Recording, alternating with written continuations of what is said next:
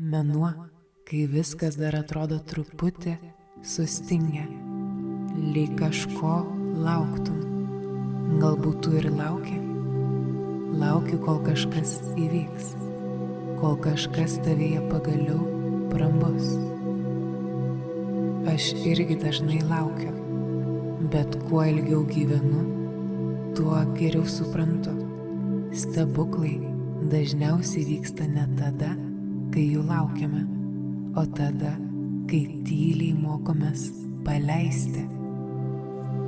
Vasarį galėčiau pavadinti tarpiniu mėnesiu, tarp to, ką palikome sausį, ir to, ko dar nematome ateinančiuose mėnesiuose, metuose. Bet būtent tokie tarpiniai laikotarpiai yra magiški, kadangi tokiu metu gali vykti tylūs, bet labai svarbus vidiniai pokyčiai. Tai yra mano vasaris, o koks buvo tavasis?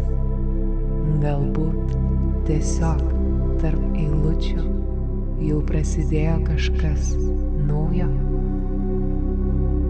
Naują meditaciją rasi mūsų YouTube kanale Ramybės uostas, nuoroda po profiliu. Susitinkame ten.